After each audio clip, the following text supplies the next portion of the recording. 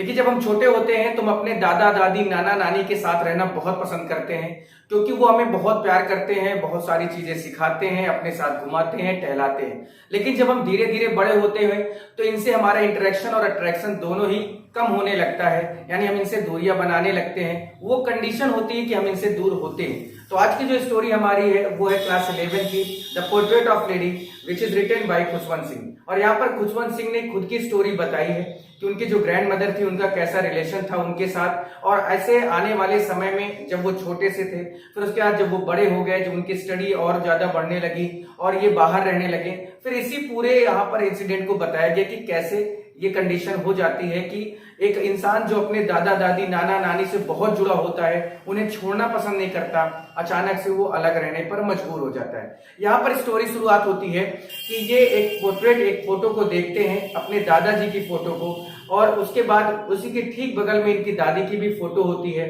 और यहाँ से पूरा स्टोरी का नरेशन शुरू होता है। यहाँ पर ये बताते हैं कि जो मेरे दादाजी हैं वो बहुत बूढ़े लग रहे हैं और उनके बाल बहुत बड़े बड़े हैं, लगभग 100 वर्ष के रहे होंगे, और इनकी जो दादी है वो भी बहुत बुढ़ी सी हैं। फिर ये बताते हैं कि जब मैं छोटा था तो मैं अपनी दादी के साथ गांव में रहता था। इनके जो फादर और इनकी जो मदर थी वो सिटी में सेटल हो गए थे, यानी किसी बाहरी दूसरे शहरों में रहते थे। तो ये जब भी ये अपने दादी के साथ होते थे, इनकी दादी ही इन्हें तैयार करती थी, इन्हें उठाती थी, इनका पूरा ख्याल रखती थी, इनको स्कूल छोड़ने जाती थी, स्कूल से लेके आती थी।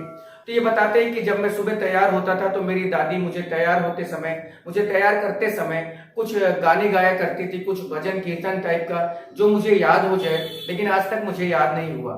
लेकिन उसके बाद ये इनकी दादी इनको स्कूल छोड़ने जाती थी, और वहीं पर एक जस्ट बगल में स्कूल से ही बिसाइड में एक टेम्पल था। इनकी दादी दिन भर वहीं बैठकर पूजा पाठ करती थी, और जैसी छुट्टी हो जाती थी वो इन्हें अपने साथ लेके आती थी। तो इसका मतलब है कि इनकी जो दादी थी वो शुरू से इनके साथ थी, और पूरा इनको नहलाना, खाना खिलाना, स्कूल के लिए तैयार करना, स्कूल से लेके आना, वो सारे काम इनकी दादी, इनकी ग्रैंड मदर करती थी। इनकी ग्रैंड मदर वापस आते समय स्कूल से कुछ रोटी के टुकड़े ले जाती थी, या जो बची हुई रोटियां होती थी उन्हें लेके साथ में जाती थी, और रास्ते में जो कुत्ते होते थे उनको खिलाती थी और घर चली आती थी।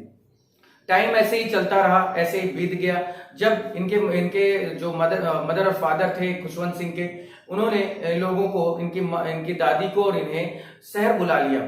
जब ये शहर आ गई तो वैसे इनका मन तो नहीं लग रहा था, और ये क्योंकि गांव को छोड़ना नहीं चाहती थी, लेकिन क्योंकि इनकी भी जो एज थी वो थोड़ा सा बढ़ रही थी, और इनकी जो शरीर की वीकनेस थी वो भी बढ़ रही थी। इस वजह से ये अपने बच्चे, जो इनका ग्रैंडसन था दादी का, वो दोनों लोग सिटी चले आते हैं और वहां रहना शुरू करते हैं। लेकिन उनको वहां का बिल्कुल भी जो एनवायरनमेंट था वो पसंद नहीं आता था। अब जो खुशवंत सिंह जो एक प्राइमरी स्कूल में पढ़ा करते थे, गांव के स्कूल में पढ़ते थे, अब उनका एडमिशन एक इंग्लिश मीडियम स्कूल में हो चुका था। जब वो स्कूल जाते थे तो यहाँ पर कंडीशन ये थी कि उनकी दादी ना तो उन्हें छोड़ने जाती थी, ना तो लेके आती थी, क्योंकि उनके लिए बस लगा दी गई थी, जो बस इनको लेके स्कूल जाती थी, और उन्हीं को उसी बस से वापस आते थे। और अक्सर ये आके बताया करते थे कि आज मैंने स्कूल में ये सीखा, आज मैंने स्कूल में ये किया, और बहुत सारी चीजें। लेकिन इनकी दादी को वो चीजें पसंद नहीं आती थी, उन्हें बहुत बुरा लगता था कि मेरे मतलब जो बच्चा है इसको क्या सिखाया जा रहा है। और कभी कभी तो वो गुस्सा हो जाती थी इस बात पे कि वो जब आके बताते थे कि दादी हमारे यहाँ पे डांसिंग भी होती है, हमारे यहाँ पे सिंगिंग भी होती है, तो उनका मानना था कि डिसेंट पीपल ये सब नहीं सीखते, ना तो ये करते हैं। लेकिन फिर भी वो कुछ नहीं बोल पाई, और इनकी स्टडी को उन्होंने रेगुलर किया, यानी वो अपनी पढ़ाई करते रहे, जबकि उन्हें पसंद नहीं था। अब यहाँ पर आगे जब ये और बड़े हो गए तो इनकी जो दादी थी, क्योंकि वो वहां पर जब गांव में होती थी तो वो कुत्तों को खाना खिलाती थी। यहाँ पर इनका जो happiest hour of the day होता था, कोई वो कुछ टुकड़े लेकर रोटियों के एक आंगन में बैठ जाती थी, और वहीं पर चिड़िया आती थी और उन्हें खाना खिलाती थी। पूरे दिन का वो उनका हैप्पीएस्ट आवर होता था, यानी वो केवल और केवल उन्हीं के साथ समय बिताती थी। धीरे धीरे टाइम बढ़ता गया, खुशवंत सिंह का जो इंटरेक्शन था उनकी दादी से वो कम हो गया, क्योंकि वो अपने स्टडी लाइफ में या डेली रूटीन में बिजी रहने लगे। आफ्टर सम टाइम उन्होंने यूनिवर्सिटी में एडमिशन लिया, और जब जैसे यूनिवर्सिटी में एडमिशन लिया तो उनका अपना रूम अलग हो गया, उनकी पढ़ाई करने के तरीके अलग हो गए। वो दिन भर अपने रूम से नहीं निकलते थे, और वो अपनी दादी से इंटरेक्शन नहीं कर पाते थे। इस बात पे भी दादी को अंदर मन ही मन बहुत ज्यादा वो नाराज होती थी, लेकिन उन्होंने कभी शो नहीं किया। थोड़ा और समय बीतता है। अब इन्हें अपनी स्टडी को करने के लिए ये अब्रॉड जाना चाहते हैं, या अब्रॉड जाते समय ये अपनी दादी से मिलते हैं कि दादी मुझे अब्रॉड जा रहा हूं मैं, या वो थोड़ा सा नाराज होती हैं, लेकिन वो बिल्कुल शो नहीं करती कि ये विदेश जा रहा है, इतनी दूर जा रहा है। फिर भी वो जब स्टेशन पे छोड़ने जाती हैं तो उसे किस करती हैं, उसे हग करती हैं। और क्योंकि वो सोच रहे थे जो खुशवंत सिंह है कि हो सकता है कि अब ये हमारा लास्ट जो हग है या फिजिकल है हमारा, कि वो मुझे गले लगाई है, क्योंकि उनकी दादी जो थी वो काफी बूढ़ी हो चुकी थी और उन्हें लग रहा था कि he would not see her again, उन्हें दोबारा देख नहीं पाएंगे। इसकी वजह से वो थोड़ा सा मायूस होते हैं, लेकिन उनकी दादी बिल्कुल भी इस चीज को जाहिर नहीं करती कि वो परेशान है, दुखी है उनके दूर जाने से, इन सब चीजों को। लेकिन वो जब 5 साल बाद वापस आते हैं तो उन्हें उनकी दादी उसी तरह मिलती है जैसे वो थी।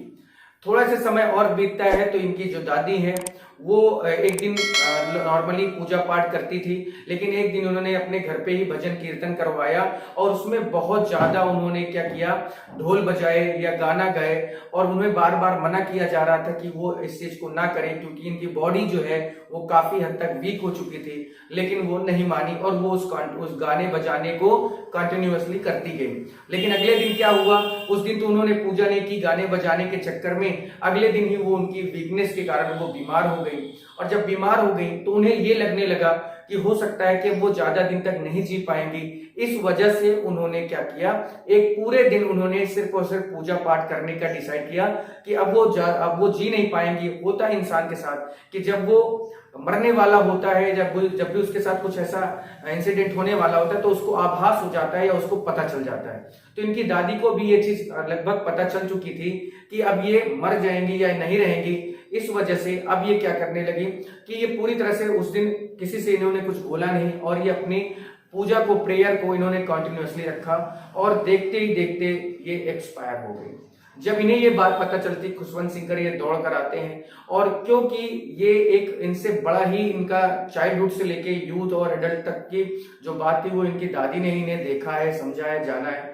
और इधर इनके फ्यूनरल की तैयारी हो रही थी, जब इनको ले जाया गया शमशान घाट जलाने के लिए, तो फिर जब ये वापस आते हैं तो इनकी माँ जो होती है खुशवंत सिंह की, वो देखती है कि बहुत ढेर सारी चिड़िया जो है वो आंगन में बैठी हुई है, लेकिन वो चहचहा नहीं रही है, बोल नहीं रही है। उनकी माँ को लगता है कि इनकी जो दादी थी वो हमेशा उनको रोटी फीड कराती थी, और उन्होंने जब रोटी के टुकड़े फेंके तो किसी भी चिड़िया ने एक भी रोटी का दाना नहीं उठाया, और वो वहां से कुछ देर बैठने के बाद वहां से चली गई और दोबारा कभी वहां पर नहीं है।